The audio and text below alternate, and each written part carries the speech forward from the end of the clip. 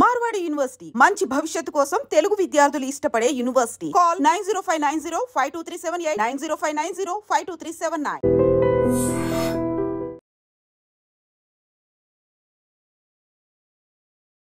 పహల్గాం ఉదంతంతో యావత్ భారతదేశం రగిలిపోతోంది. అమాయక పర్యాటకులను పొట్టనబెట్టుకున్న ఉగ్రవాదుల అంతు చూడాలని ప్రతి ఒక్కరూ ప్రతీకార వాంఛతో రగిలిపోతున్నారు. ఈ సందర్భంలో భారత ప్రభుత్వం కీలక నిర్ణయం తీసుకుంది. భారత్ పాక్ మధ్య ఉద్రిక్తతలు తారాస్థాయికి చేరటంతో కేంద్ర హోంశాఖ సంక్షోభ సమయంలో పౌరులు ప్రాణాలు ఎలా కాపాడుకోవాలో అవగాహన కల్పించాలని నిర్ణయించింది. ఈ క్రమంలో భాగంగా దేశవ్యాప్తంగా ఈరోజు 259 లొకేషన్లలో మాక్ డ్రిల్స్ జరగనున్నాయి. దాదాపు 50 సంవత్సరాల తరువాత దేశవ్యాప్తంగా మాక్ డ్రిల్స్ చేపట్టడం గమనార్హం. కార్గిల్ యుద్ధమప్పుడు జరిగినా అవి సరిహద్దు జమ్మూ కాశ్మీర్, పంజాబ్, రాజస్థాన్ వంటి సరిహద్దు రాష్ట్రాలకే పరిమితమయ్యాయి. ఈసారి మాత్రం దేశవ్యాప్తంగా కీలక ప్రదేశాల్లో వీటిని నిర్వహిస్తున్నారు. 1971లో తూర్పు పాకిస్తాన్ అంటే ప్రస్తుత బంగ్లాదేశ్, పశ్చిమ పాకిస్తాన్లో పోరాడాల్సి రావటంతో దేశవ్యాప్తంగా ప్రజలను అప్రమత్తం చేశారు. అంతకుముందు 1962-65 యుద్ధాల సమయంలో కూడా నిర్వహించారు. 1971లో మాక్ డ్రిల్స్ అనుభవాన్ని ఓ సీనియర్ జర్నలిస్ట్ మీడియాతో పంచుకున్నారు. యుద్ధానికి సరిగ్గా 2 నుంచి 4 రోజుల ముందు ఈ డ్రిల్స్ మొదలుపెట్టారని, తూర్పు పాకిస్తాన్లో లెఫ్టినెంట్ జనరల్ ఏఏకే నియాజీ ఢాకాలో లొంగుబాటు పత్రంపై సంతకం చేసే వరకు వీటిని కొనసాగించారన్నారు. నాడు రాత్రి 6:30 కల్లా ప్రతి ఒక్కరూ ఇళ్లకు చేరుకునేవారన్నారు. సైరన్ వినిపించగానే ప్రతి ఒక్కరూ లైట్లు ఆర్పేసి ఇంట్లో సురక్షిత స్థానాల్లో దాక్కునేవారమని పేర్కొన్నారు. ఆ సమయాల్లో పెద్దగా మాట్లాడటం కూడా చేసేవారు కాదు. సైరన్ వినిపించగానే నేలపై పడుకొని చెవులు గట్టిగా మూసుకునేవారమన్నారు. ఇక యుద్ధం వేళ ప్రతిదీ కీలకం కానుంది. 1971 యుద్ధ సమయంలో తాజ్ మహల్ను కూడా కేమోఫ్లాజ్ వస్త్రంతో కప్పిపెట్టారు. నాడు ఆగ్రాలోని కేరియా ఎయిర్ బేస్ కూడా పాక్ లక్ష్యాల్లో ఒకటి. ఆ దేశ విమానాలు డిసెంబర్ 3వ తేదీన అక్కడ బాంబులు జారవిడిచాయి.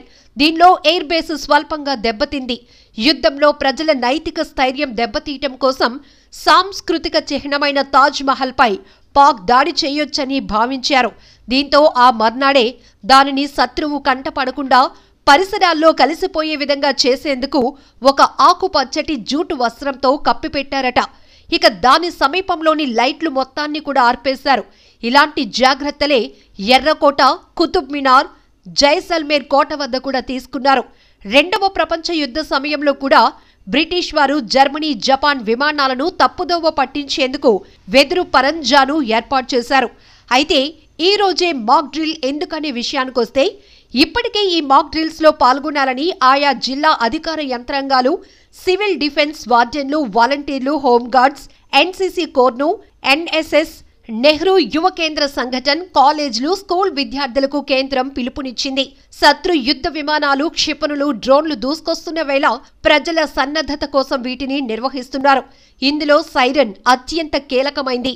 ముఖ్యంగా ఈ మాక్ డ్రిల్ ఉద్దేశం గగనతల దాడుల హెచ్చరిక వ్యవస్థల సామర్థ్యాన్ని అంచనా వేసేందుకు, వాయుసేనతో హాట్ లైన్, రేడియో కమ్యూనికేషన్ను వినియోగంలోనికి తెచ్చేందుకు, కంట్రోల్ రూమ్లు, షాడో కంట్రోల్ రూమ్ల పనితీరును పరీక్షించేందుకు, పౌరులు, విద్యార్థులకు శిక్షణ ఇవ్వటానికి, సంక్షోభ సమయంలో పౌరులు ఆత్మరక్షణ చేసుకోవటం కోసం వీటిని నిర్వహిస్తారు.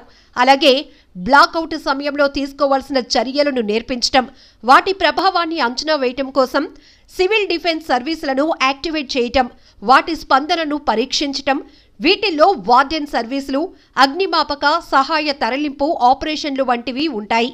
ప్రజలను సురక్షిత ప్రదేశాలకు తరలించే ప్లాన్ల పనితీరును అంచనా వేసుకోవటానికి నిర్వహిస్తారు.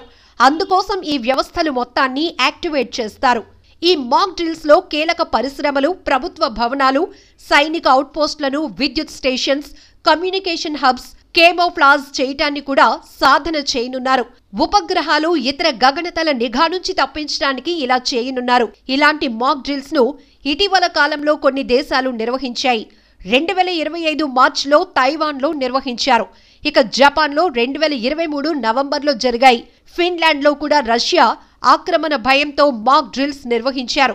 ఏది ఏమైనా ఈ మాక్ డ్రిల్ కోసం భారత ప్రభుత్వం పటిష్టమైన ఏర్పాట్లు చేస్తుండగా యావత్ దేశం మొత్తం ఏం జరగబోతుందా అని ఎదురు చూస్తోంది. చూద్దాం ఏం జరుగుతుందో. నిజంగా ప్రస్తుతం ఉన్నటువంటి సమాజం దేనికి ప్రయారిటీ ఇస్తుంది? ఆర్థిక సంబంధాల చుట్టూ మాత్రమే తిరుగుతోంది. మళ్ళీ ఎన్నికలంగానే చాలా విరక్తి కలుగుతాను. మంచి అనిపిస్తుంది కదా, లేడీస్ కూడా ఛాలెంజింగ్ జాబ్స్ చేసినప్పుడు చాలా బాగుంటది. ట్రాఫిక్ అసిస్టెంట్స్ గా నియమించిన ట్రాన్స్జెండర్స్ అందరితో సాల్యూట్ చేయించుకుంటున్నారు. ఫుడ్ డెలివరీ ఇవ్వటానికి వెళ్ళినటువంటి డెలివరీ బాయ్ అనిల్ పై కళ్ళ ముందు